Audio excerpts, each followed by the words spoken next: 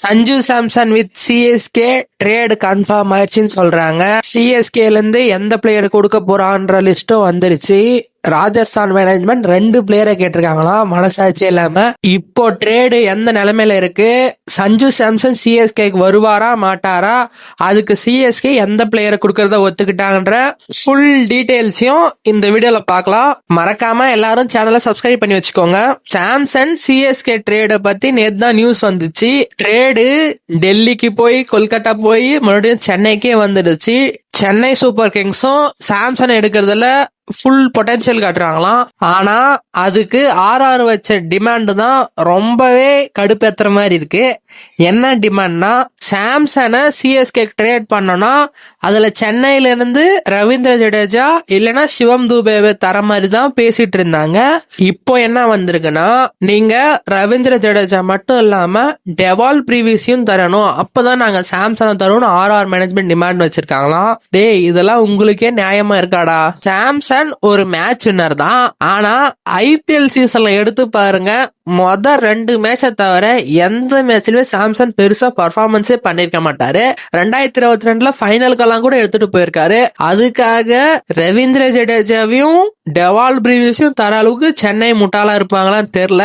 ஒருவேளை அப்படி டெவால் பிரீவியஸையும் ரவீந்திர ஜடேஜா கொடுத்து சாம்சனை வாங்கினாங்கன்னா உலகத்திலே நம்பர் 1 முட்டாள் சென்னை டீம் தான் நான் சொல்லுவேன். ஏன்னா அவன் கேக்குறதே தப்பு. இதுல இவங்க அந்த 2 பிளேயரையும் கொடுத்துதான் சாம்சனை வாங்க போறாங்கன்னா அந்த ட்ரேடே ஒரு ஒர்ஸ்ட் ட்ரேடு நான் சொல்லுவேன். ஆனா சென்னை இந்த ட்ரேட்ல இன்ட்ரெஸ்ட் காட்டிட்டே வராங்க. ஏன் சென்னை சாம்சனை வாங்க இவ்வளவு இன்ட்ரெஸ்ட் காட்டுறாங்கன்னு தெரியல. நேத்து இன்ஸ்டாகிராம் ரீல்ல சென்னை சூப்பர் கிங்ஸ் ஒரு ரீல் போஸ்ட் பண்ணிருப்பாங்க.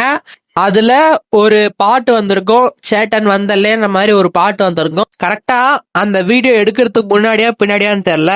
அப்பதான் கிரிக் பஸ் ஆர்டிகல்ல போட்டிருப்பாங்க, சஞ்சு சாம்சன் மறுபடியும் சிஎஸ்கேவே ட்ரேட் பண்றத பத்தி பேசிட்டு இருக்காங்க நியூஸ் வந்திருக்கும். இப்போ என்ன அபிஷியல் நியூஸ் வந்திருக்குன்னா, கிரிக் பஸ் ஆர்டிகல்ல சஞ்சு சாம்சன் சிஎஸ்கே ட்ரேட் பண்ணனா ஆர்ஆர் மேனேஜ்மெண்ட் ரவீந்திர ஜடேஜாவையும் டெவால்ட் பிரீவியஸையும் கேட்டிருக்காங்களாம்.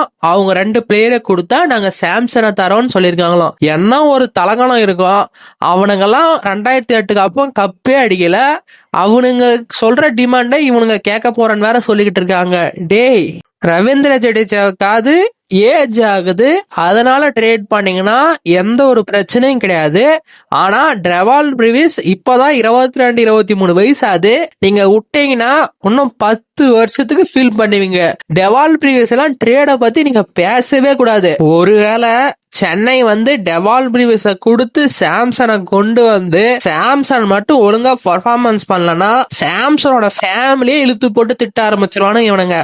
தயவு செய்து ட்ரேட ஒழுங்கா பண்ணுங்க.